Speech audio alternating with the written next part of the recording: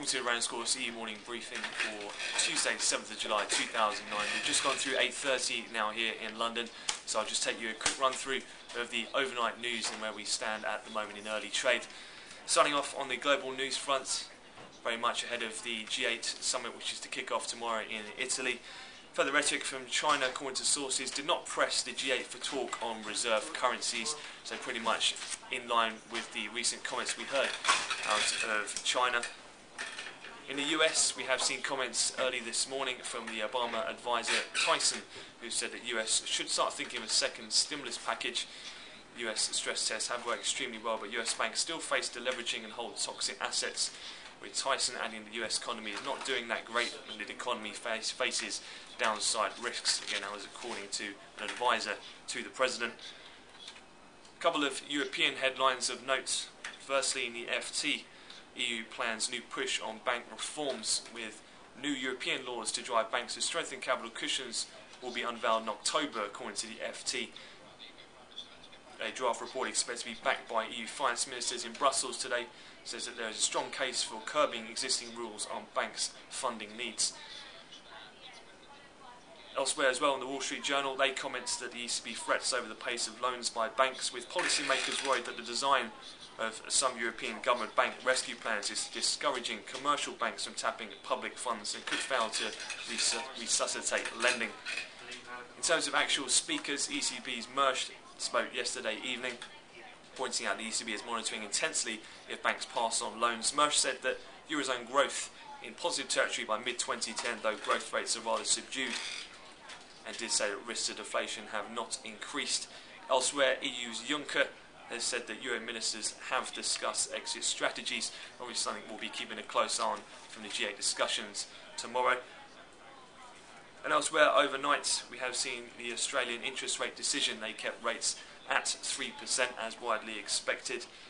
They also noted that the domestic economy was not as weak as expected just a few months ago and saw some signs of stabilisation in the economy.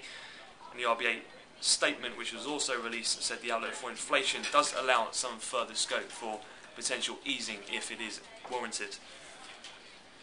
In terms of UK headlines, in the Telegraph, the Treasury to delay bank overhaul. The centrepiece of the government's plan to overhaul financial regs has been delayed, perhaps till after the election is emerged, according to the Telegraph. The long-awaited white paper on financial regulation, due to be published tomorrow, will offer no firm proposals on how authorities will control banks' balance sheets, and instead will present topics for discussion rather than hard and fast new laws. Also, another piece that has garnered a lot of attention this morning, we've already seen cable and the currencies fall over 100 pips to touch a low around 161.70. News-wise, we've heard from the British Chamber of Commerce that they think that the Bank of England should ask the government for permission to start a further phase in terms of quantitative easing.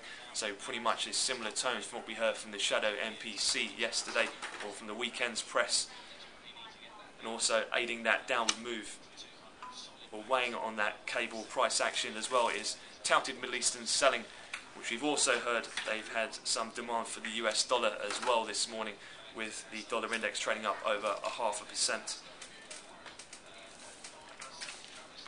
And in terms of the equity space at the moment, pretty mixed to unchanged.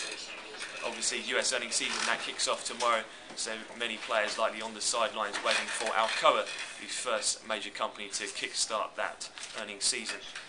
Data-wise, 9:30 we'll have UK data, industrial manufacturing production. That'll be May figures, followed by German factory orders at 11, but no major data from the US today.